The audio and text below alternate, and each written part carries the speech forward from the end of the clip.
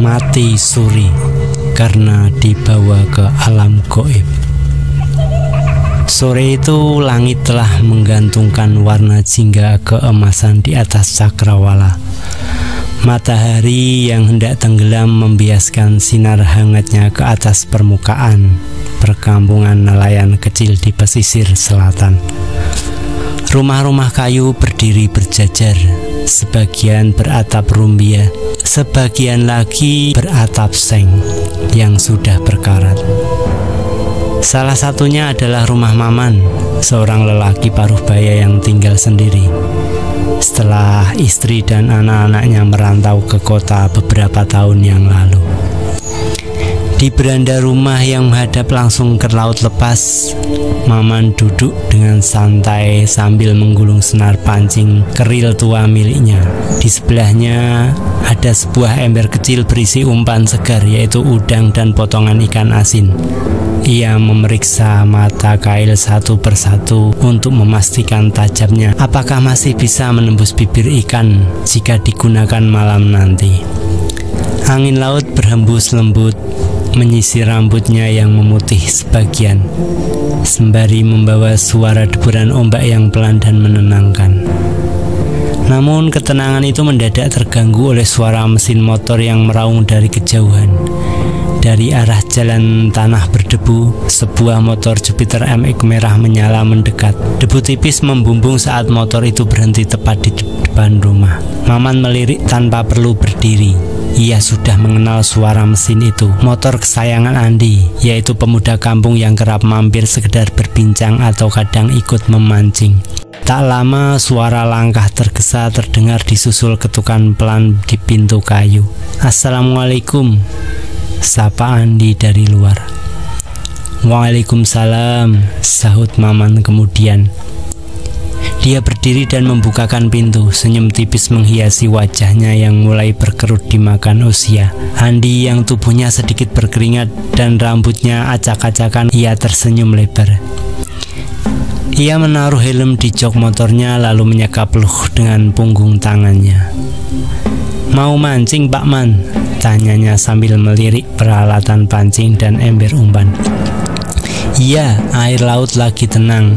Ikan-ikan biasanya keluar kalau sore begini," jawab Maman sambil melilitkan simpul tali pancing. "Kalau gitu boleh ikut?" tanya Andi penuh semangat. Maman memandangnya sejenak lalu mengangguk. "Kalau kau nggak takut gelap dan dingin, ayo aja." "Siap," saut Andi kemudian. Tak lama mereka meluncur dengan motor Andi ke tempat biasa. Maman memancing di sebuah pemecah ombak tua yang menjorok ke laut. Tempat itu dikelilingi batu besar dan ilalang tinggi di salah satu sisinya. Perjalanan ditempuh dalam senyap, hanya diiringi suara mesin motor dan desir angin laut yang mulai dingin. Setibanya di sana, mereka mulai melemparkan kail ke laut yang perlahan menghitam. Gelombang tenang, langit dipenuhi bintang. Waktu berjalan sangat cepat. Senja berubah menjadi malam. Dalam kesunyian yang tenang, Maman merasa kandung kemihnya mendesak. Ia berdiri dan berkata, "Andi, aku buang air kecil dulu sebentar ya." "Iya, silahkan Pak," saut Andi sambil memegang pancing.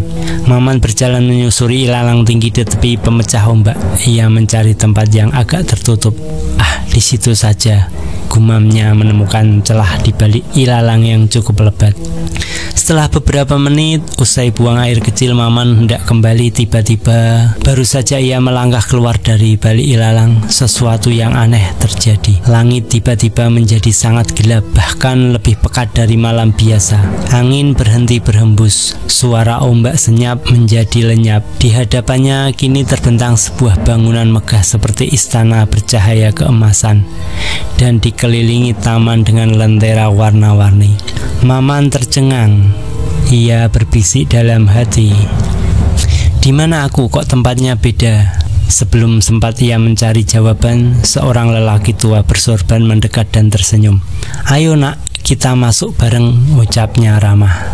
Entah mengapa kaki Maman seperti tak bisa menolak. Ia mengikuti lelaki itu dengan menapaki jalan batu yang berkilauan menuju ke gerbang istana. Di dalam segalanya terasa lebih aneh. Ia melewati sebuah ruangan besar dengan tiang-tiang menjulang tinggi terukir indah. Tapi di bawah tiang itu yang menjadi penyangga adalah terdapat 4 orang manusia meringkuk memegangi dasar tiang dengan tubuh mereka sendiri. Mereka meringis kesakitan namun tetap diam. Maman menahan napas. Kenapa ada manusia begini? Ini tempat apa? Gumam dia dalam hati. Ia belum selesai bertanya dalam hati ketika ia dibawa ke ruangan yang megah lainnya.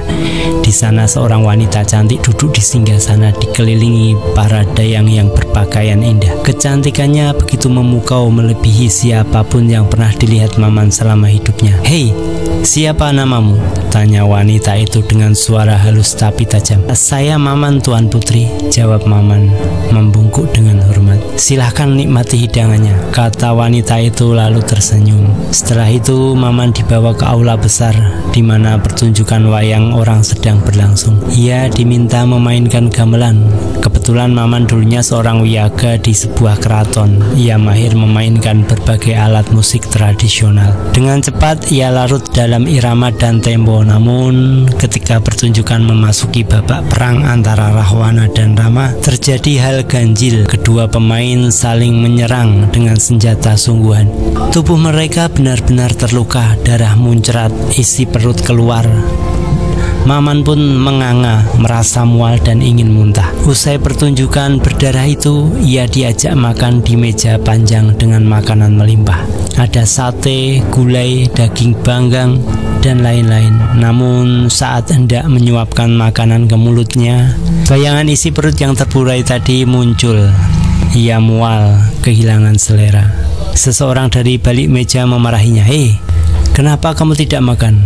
Kalau tidak makan akan kami paksa." Saya sudah kenyang, Tuan," kata Maman berusaha tenang. "Kalau begitu kau tidak pantas tinggal di sini." Tiba-tiba ia dilemparkan ke dalam kolam besar. Ia tenggelam, terjerumus ke dalam arus yang tak terlihat. Ia menjerit tapi tak ada suara. Ia menggapai-gapai dan saat itulah semuanya memudar. Tapi ketika membuka mata, Maman mendapati dirinya telanjang di atas batang gedebok pisang. Tubuhnya basah kuyup, dingin. Di sekelilingnya ada orang berkerumun. Beberapa menjerit ketakutan. "Mayat hidup, mayat hidup!" teriak mereka panik. Namun seorang lelaki tua, yaitu Pak Ustadz di kampung itu, menenangkan mereka. Ia memegang tangan Maman dan membimbingnya duduk. "Tenang, ini keajaiban. Maman masih hidup," katanya lembut. Adi yang tampak pucat berlari mendekat dan memeluknya. "Pak Maman, syukur alhamdulillah, syukur alhamdulillah. Saya pikir tadi Bapak sudah..." "Sudahlah Pak, yang penting Bapak sudah selamat." Setelah suasana reda, Maman bercerita tentang istana wanita cantik dan manusia penopang tiang, serta pertunjukan berdarah dan makanan aneh itu. Lalu Pak Ustadz dan warga saling pandang. Mereka bingung, tak bisa menjelaskan. Namun satu hal yang paling mereka tahu, yaitu saat Maman pamit ke ilalang, tiba-tiba ombak besar datang dan menyeretnya. Andi berusaha mencari, tapi tubuh Maman baru ditemukan esok paginya terapung di laut. "Inilah yang disebut mati suri," ujar Pak Ustadz pelan. "Kau telah melihat dunia yang tak terlihat oleh kita." Maman hanya mengangguk dan sejak saat itu ia tak pernah lagi buang air kecil sembarangan. Dia trauma sebab ia tahu dunia ini menyimpan gerbang yang bisa terbuka kapan saja, bahkan hanya karena hal sepele seperti kencing sembarangan.